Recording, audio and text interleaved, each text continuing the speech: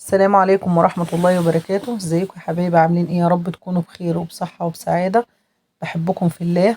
النهاردة ان شاء الله عملنا مع بعض طريقة الغريبة.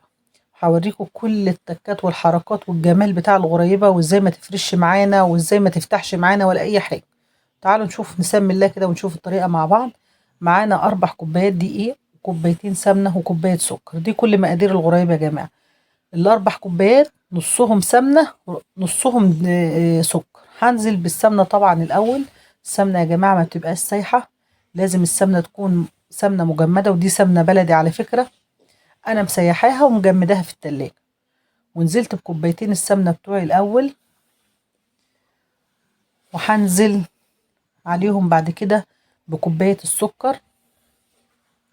وانتي طبعا في الطريقة ديت يا تستخدمي فيها عجان، يا تستخدمي فيها كبة، يا تستخدمي فيها مضرب يدوي يا بإيدك، يا تستخدمي فيها المضرب الكهربائي. وانا هستخدم المضرب الكهربي، بس بقلب السكر والسمنة مع بعض كده عشان المضرب ما يطيرش مني السكر.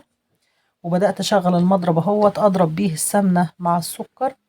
طبعا هفضل اضرب فيها فترة طويلة لحد ما تديني القوام اللي انا عايزاه، القوام الكريمي اهو يا حبايبي.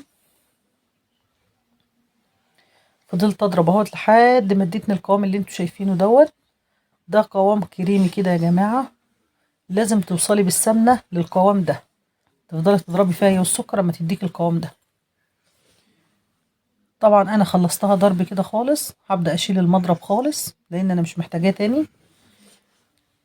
وهبدأ ان انا انزل بالدقيق على الخليط اللي انا عملته.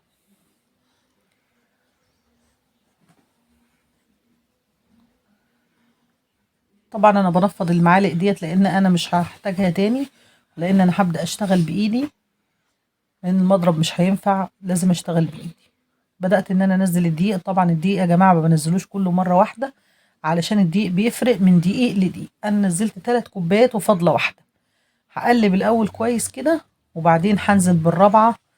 بس انا منزلش بكمية الدقيق كلها مرة واحدة، علشان خاطر الدقيق بيفرق من دقيق لدقيق. وانا مستخدمة دقيق عادي يا جماعة، ده دقيق متعدد الاستخدام اهو. طبعا انا نزلت بالكوباية كمان اهوت، نزلت بالكوباية الرابعة.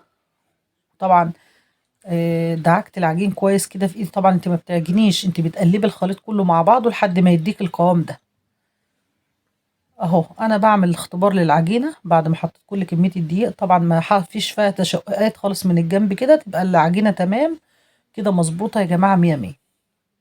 بعمل اختبار كمان لواحده اهوت اهو كده، العجينه تمام وما فيهاش اي تشققات، يبقى هي كده تمام. هبدا اشكل العجينه. وطبعا انا جايبه هنا من عند الحلواني، بتجيبي اي حاجه تزيني بيها الغريبه من عند الحلواني. بدات ان انا اشكل العجينه اهوت، ولما بتعمليها صغيره بتبقى جميله جدا، يعني كل ما تصغريها كل ما تبقى احلى يا جماعه. انا هعمل كذا واحده قدامكم اهوت على الشاشه، وبعدين اكمل الكميه مع نفسي اهو. انتي بتكوريها في ايدك كده، تعمليها دواير كده في ايدك تكوريها عشان تطلع ناعمه معاكي، مش ما فيهاش اي حاجه اهو. انا كورت كذا واحده معاك اهوت، وهبدا احط الشكل اللي انا هحطه عليه على الوش. انا جايبه الشكل اللي انا جايباه ده، شكله حلو قوي يا جماعه، على هيئه نجوم كده، شكلها روعه اهوت. بدات اوريكم ان انا بدات احط النجوم على وش الغريبه، بتبقى دايبه دوب وطعمها جميل يا جماعه. ان شاء الله اما تجربوا الطريقه دي هتعجبكم جدا.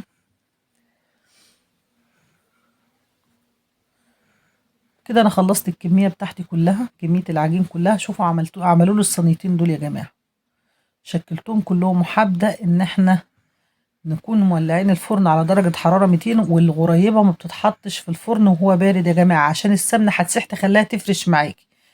ده سر من اسرار الغريبه، لازم تخش على فرن سخن. وكده انا خبزتهم وخلصتهم، وده الشكل النهائي. شايفين الجمال والحلاوه؟ بسم الله ما شاء الله يا جماعه، طلعت تحفه ودايبه وفي منتهى الجمال، ولا فيها تشققات ولا فيها اي حاجه. يا رب الفيديو يكون عجبكم، ما تنسوش الاشتراك واللايك، والسلام عليكم ورحمه الله.